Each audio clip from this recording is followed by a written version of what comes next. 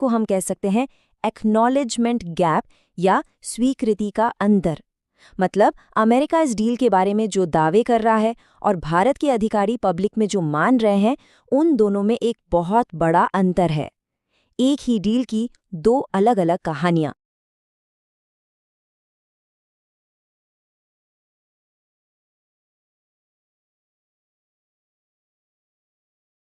नमस्ते। हाल ही में एक बहुत बड़ी खबर आई। अमेरिका और भारत के बीच एक बड़े ट्रेड डील का ऐलान हुआ और इसे एक जबरदस्त कामयाबी की तरह पेश किया गया। लेकिन क्या कहानी बस उतनी ही है जितनी हमें बताई गई, या इसके पीछे कुछ और भी है? तो चलिए, सबसे पहले उस कहानी को देखते हैं जो दुनिया को बताई गई, और इसकी शुरुआत करते हैं प्रधानमंत्री नरेंद्र मोदी के इस ट्वीट से, जिसमें इस सौदे का जश्न मनाया गया था। ये वो ऑफिशियल एकदम पॉजिटिव कहानी थी जो सबके सामने रखी गई। तो आज हम इस पूरी कहानी को 5 हिस्सों में समझेंगे। हम उस शानदार घोषणा से शुरू करेंगे और फिर धीरे धीरे उन बातों पर आएंगे जिन पर बिल्कुल चुप्पी साध ली गई। तो चलिए शुरू करते हैं। सबसे पहले ये देखते हैं कि भारत की तरफ से इस ट्रेड डील को पब्लिक के सामने कैसे पेश किया गया।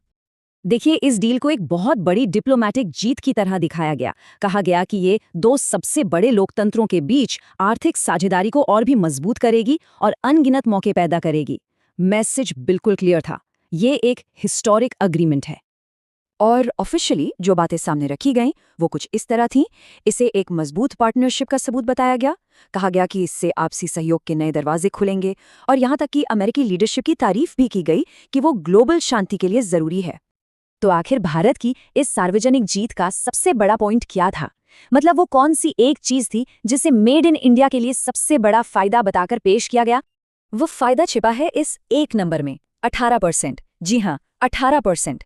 यही वो शानदार घोषणा थी जिसका जिक्र प्रधानमंत्री मोदी ने किया था। और भारत के नजरिए से देखें तो इस पूरी डील का सबसे जरूरी हिस्सा यही था। अब ये 18% इतना जरूरी क्यों है? क्योंकि इसका सीधा सीधा स्ट्रेटेजिक फायदा है। इस नई टैरिफ दर से मेड इन इंडिया प्रोडक्ट्स को चीन, वियतनाम और बांग्लादेश जैसे मैन्युफैक्चरिंग हब्स के मुकाबले एक बढ़त मिल जाती है। मतलब हमारे प्रोडक्ट्स ग्लोबल मार्केट में और ज्यादा कंपेटिटिव हो जाते हैं।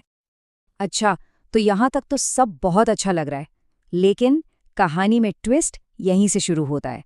अब तक हमने वो सुना जो कहा गया था। अब हम उस हिस्से की तरफ बढ़ेंगे जिसमें चीजें थोड़ी अलग हैं। तो सवाल यह है कि क्या ये भारत के लिए एक तरफा जीत थी? क्या कहानी बस इतनी ही है? नहीं, क्योंकि जो सतह पर दिख रहा है, असल कहानी उससे कहीं ज्यादा गहरी है। और इसी को हम कह सकते हैं एक्नॉलेजमेंट गैप या स्वीकृति का अंतर। मतलब अमेरिका इस डील के बारे में जो दावे कर रहा है और भारत के अधिकारी पब्लिक में जो मान रहे हैं, उन दोनों में एक बहुत बड़ा अंतर है। एक ही डील की दो अलग-अलग कहानियां। तो चलिए अब उन शर्तों पर नजर डालते हैं जो इस सौदे का हिस्सा तो थीं, लेकिन जिन पर भारत की तरफ से खामोशी छाई हुई है। ये टेबल देखिए, ये गैप बिल्कुल साफ दिखता है। पहला पॉइंट, भारत पर अमेरिकी टैरिफ 18% तक कम होगा। भारत ने इसे पूरी तरह से कंफर्म किया। बिल्कुल, ये हमारी जीत है। लेकिन बाकी पॉइंट्स देखिए। अमेरिकी सामान पर भारतीय टैरिफ 0%, इस पर जवाब गोलमोल रहा। भारत रूसी तेल खरीदना बंद करेगा, इस पर कोई जवाब ही नहीं दिया गया। और $500 अरब के अमेरिकी सामान की खरीद, इस पर भी पूरी तरह से चुप्पी। अब जरा रूसी तेल वाली शर्त को देखिए। अमेरिका का दावा साफ है। राष्ट्रपति ट्रंप ने कहा कि प्रधानमंत्री मोदी तेल खरीदना बंद करने पर राजी हो गए, और भारत का रुख पूरी तरह से खामोशी। ऑफिशियल बयानों में न रूस का जिक्र न तेल का, और डिप्लोमेसी में ये खामोशी अक्सर बहुत कुछ कह जाती है। और कुछ ऐसा ही जीरो टैरिफ वाली शर्त के साथ भी हुआ। अमेरिका कह रहा है कि भारत अमेरिकी सामानों पर जीरो टैरिफ के लिए मान गया है, लेकिन भारत की तरफ से कहा गया कि हाँ, आपसी कटौती होगी, लेकिन जीरो टैरिफ शब्द को कंफर्म करने से बचा गया। क्यों? क्योंकि इसका सीधा असर देश की राजनीति पर पड़ सकता है, खासतौर पर एग्रीकल्चर जैसे सेंसिटिव सेक्टर्स में। और ये सिर्फ एक अंदाजा नहीं है। विपक्ष की तरफ से फौरन इस पर आवाज उठी, जैसे पिनराई विजयन ने कहा कि ये तो असमान है कि हमारे सामान पर 18% टैक्स लगे और उनके सामान पर 0। तो आप समझ सकते हैं कि सरकार के लिए पब्लिक में जीरो टैरिफ की बात मानना कितना मुश्किल था। तो अब सबसे बड़ा सवाल ये है कि भारत ने ऐसा क्यों किया? एक तरफ जश्न और दूसरी तरफ चुप्पी, क्यों? इसका जवाब इंटरनेशनल डिप्लोमेसी की बारीकियों में छिपा है। दरअसल ये एक क्लासिक डिप्लोमैटिक स्ट्रैटेजी है। पहला कदम, जो फायदा हुआ है उसका जश्न मनाओ। 18% टैरिफ वाली जीत को सबके सामने रखो ताकि एक्सपोर्टर्स का भरोसा बढ़े। दूसरा कदम, जो कीमत चुकानी पड़ रही है उस पर चुप रहो। जो भी सेंसिटिव शर्तें हैं उन्हें पब्लिक में कंफर्म मत करो। और तीसरा, रिश्तों को मैनेज करो। मतलब अमेरिका से भी संबंध अच्छे रखो, लेकिन रूस जैसे पुराने पार्टनर को नाराज किए बिना। और साथ ही देश के उद्योगों का भी ख्याल रखो। और यही इस पूरे मामले का निचोड़ है।